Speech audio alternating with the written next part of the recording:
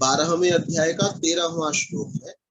अद्वेष्टा सर्वभूतानां मैत्रः करुण एव च निर्ममः निरहंकारः सम दुःख सुखः क्षमी। 12वें अध्याय के 13वें श्लोक को इस प्रकार से बोला जाएगा। अद्वेष्टा सर्वभूतानां मैत्रः करुण एव च निर्ममो निरहंकारः समदुःख सुखः क्षमी। अद्वेष्टा सर्वभूतानां मैत्रः करुण एव च निर्ममो निरहंकारः समदुःख सुखः क्षमी। अद्वेष्टा सर्वभूतानां मैत्रः करुण एव च निर्ममो निरहंकारः समदुःख सुखः क्षमी। अद्वेष्टा सर्वभूतानां मैत्रः करुण एव च निर्ममो निरहंकारः समदुःख सुखः क्षमी। अद्वेष्टा सर्वभूतानां मैत्रः करुण एव च निर्ममो निरहंकारः समदुःख सुखः क्षमी। अद्वेष्टा सर्वभूतानां मैत्रः करुण एव च निर्ममो निरहंकारः समदुःख सुखः क्षमी।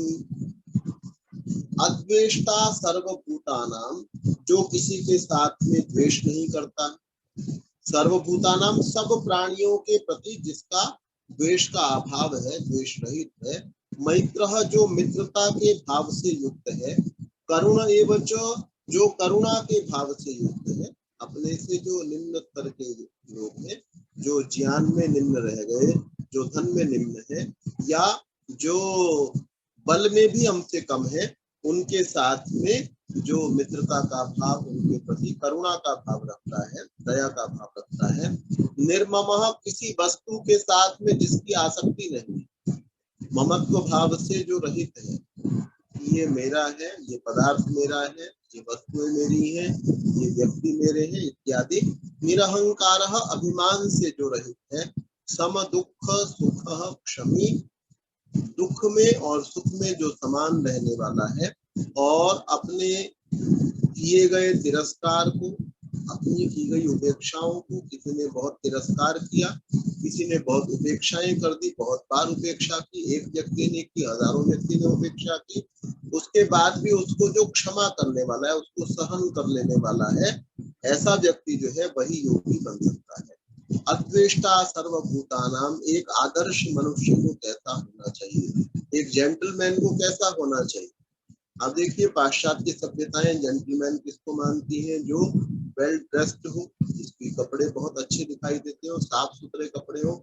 कॉलर अगर किसी की गंदी है तो पाश्चात्य सभ्यता ये कहती है कि भाई ये जो है ना व्यक्ति जेंटलमैन नहीं है, सभ्य मनुष्य नहीं है। लेकिन हमारे यहाँ भी कहा गया कि हमारे यहाँ सभ्य मनुष्य कौन है? सर्वभूतानां अद्वेष्टा। इसके अंदर कहीं ड्रेस की चर्चा नहीं है ना, कोई बालों की चर्चा नहीं है कि बाल ऐसे बने हुए हो तो व्यक्ति सभ्य है, ऐसे न बने हुए हो वो असभ्य है। और कोई इस बात की चर्चा नहीं है, ऐसी बात कर रहा हो तो सभ्य है, और ऐसी बात न कर रहा हो तो असभ्य है।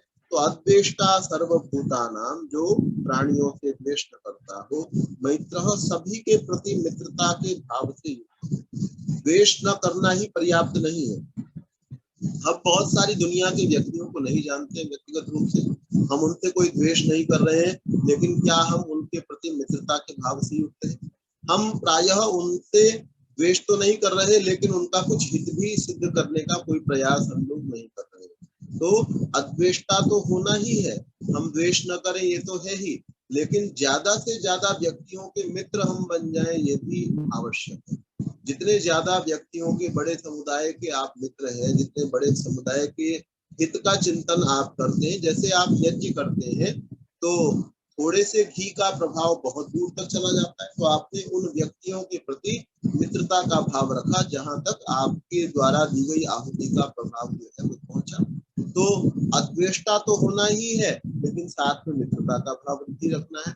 करुणा एवं च, और जो अपने से नीचे रह गए, किसी निम्न श्रेणी में रह गए, सीढ़ी के निचले पायदान पर रह गए, उनको हाथ दे करके ऊपर उठाने का प्रयास करना, उनके प्रति करुणा का भाव भी रखना है।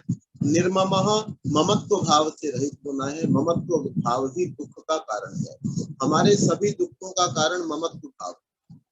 मेरी नाक अगर टूट जाए, उसके ऊपर कोई निशान पड़ जाए, मेरी गाड़ी के ऊपर कोई निशान पड़ जाए, गाड़ी टूट जाए, और जो मुझे दुख होता है वो इसलिए होता है क्योंकि मैं नाक को अपना मानता हूँ और गाड़ी को भी अपना मानता हूँ। किसी दुनिया के बहुत सारे लोगों की नाक इस समय टूट रही है, किसी की टांग टूट रही है, कोई चिल्ला रहा है, किसी की गाड़ी का एक्सीडेंट हो गया है, किसी की गाड़ी इसी समय में खाई में गिर गई है, लेकिन मुझे और आपको इसका कोई कष्ट नहीं है।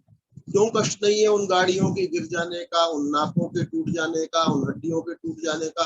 क्यों कष्ट नहीं है? क्योंकि मैंने उनके साथ में ममत्व का संबंध नहीं जोड़ा हुआ।